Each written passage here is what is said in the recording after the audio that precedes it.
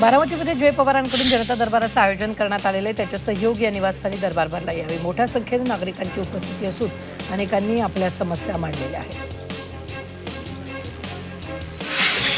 शहापूर आसनगाव परिसरात वादळी वाऱ्याचा मुसळधार पाऊस झाला। अचानक आलेल्या पावसामुळे नागरिकांची धावपळ झाली, मात्र उकाड्यानं हैराण झालेल्या नागरिकांना दिलासा मिळाला।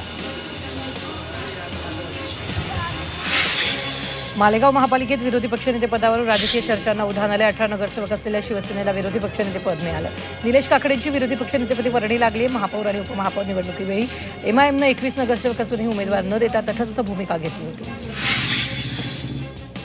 मुख्यमंत्री माझी लाडकी बहीण योजनेचे मार्च-एप्रिल महिन्याचे हप्ते अद्याप थकीत आहेत। मे महिना सुरू होऊनही पैसे खात्यात न आल्यानं महिलांच्या अडचणी वाढल्यात। अनेक महिलांनी केवायसी पूर्ण केली तरी देखील 4 महिन्यांपासून त्यांना लाभ मिळालेला नाही, त्यामुळे लाडक्या बहिणींनी नाराजी व्यक्त केली।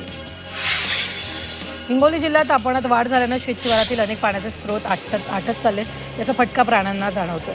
त्यामुळे शहरातील वस्त्यांमध्ये माकड पाण्याच्या शोधात फिरत असताना दिसत आहेत। अनेक नागरिकांच्या दारात पाण्याची भरून ठेवलेली भांडी ही माकड ताण भागवण्यासाठी तपासतात।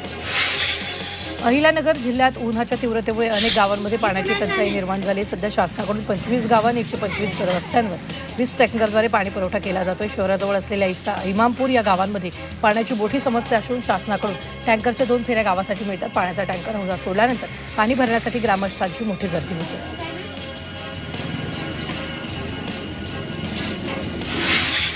जुन्नरमध्ये बापानं 3.5 वर्षाच्या लेकीची हत्या केल्याची संतापजनक घटना समोर आली आहे। पत्नी घर सोडून गेल्याच्या रागातून पतीनं स्वतःच्या मुलीची गळा आवळून हत्या केली आणि या नराधमानं मुलाचीही हत्या करण्याचा प्रयत्न केला।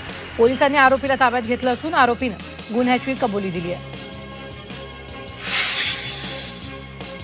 यवतमाळच्या घाटजी बायपासवर एसटी बस आणि कंटेनरमध्ये धडक झाली। या धडकेत दोन्ही वाहनांचं नुकसान झालं असून काही प्रवासी किरकोळ जखमी झाले। जखमींना तात्काळ यवतमाळच्या शासकीय रुग्णालयात दाखल करण्यात आलं। अकोल्यातील गौरक्षण रोड परिसरातील सप्तशृंगी ज्वेलर्समध्ये लूट झाली आहे। ज्वेलर्समध्ये भर दिवसा बंदुकीचा धाक दाखवत सोन्या चांदीच्या ऐवजाची लूट झाली।